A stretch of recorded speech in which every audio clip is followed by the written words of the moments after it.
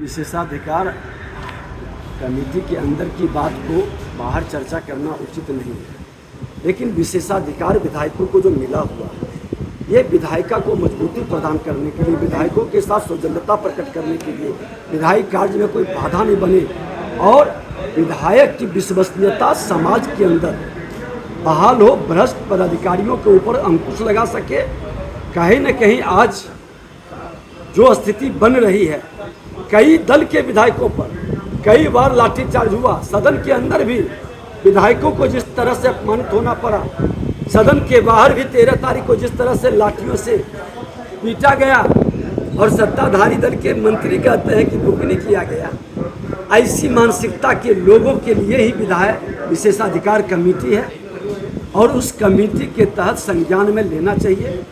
जब जब प्रशासनिक अराजकता फैलता है तो विशेषाधिकार कमेटी उसको कंट्रोल करता है और नहीं तो भ्रष्टाचार अपराध चरम पर पहुंचता है और इस कमेटी के माध्यम से निरपेक्ष भाव से ये कदम उठानी चाहिए।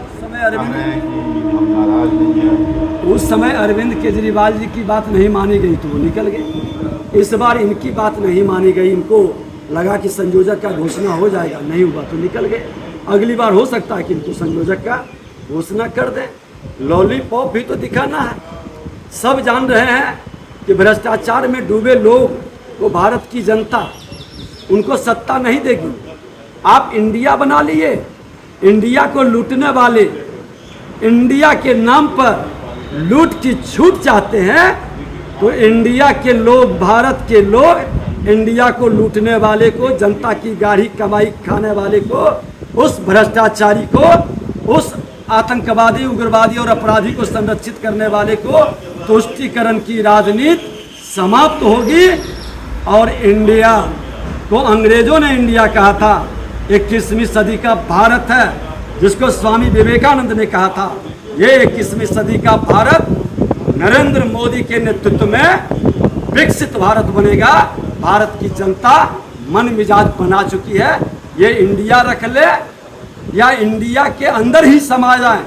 अच्छा है कि 2 दलीय व्यवस्था देश के अंदर बनने चाह रहा है। ये भी देश के प्रधानमंत्री नरेंद्र मोदी जी का उपलब्धि है कि 2 दलीय व्यवस्था, एक दल भाजपा का होगा और एक दल कांग्रेस का होगा। कांग्रेस के बैनर तले तमाम कांग्रेस के विरुद्ध लड़कर के आने वाले जमात खड़े हो गए हैं। ये लोकतंत्र के लिए शुभ है। लिखना है कि आसन सदन का कस्टोडियन है। आसन की विश्वसनीयता बहाल रखने की जिम्मेवारी अध्यक्ष की है और अध्यक्ष से हम लोगों ने आग्रह भी किया है विशेषाधिकार हनन का मामला को देकर के और कहा है कि विधायिका किसी पार्टी की नहीं होती है। विधायिका संविधान के तहत प्रदत्त अधिकार के तहत जनता की आवाज़ होती है और इस आवाज़ को कोई दबाने का काम करे, इस आवाज़ को कोई गुम करने का प्रयास करे तो ये लोकतंत्र की हत्या और लोकतंत्र के हत्यारे को बख्शना नहीं चाहिए, उस पर कार्रवाई होनी चाहिए। और अगर जो कार्रवाई नहीं होती है तो फिर लोकतंत्र में ऐसे लोगों को विश्वास नहीं होगा, ऐसे लोग की विश्वसनीयता घटेगी।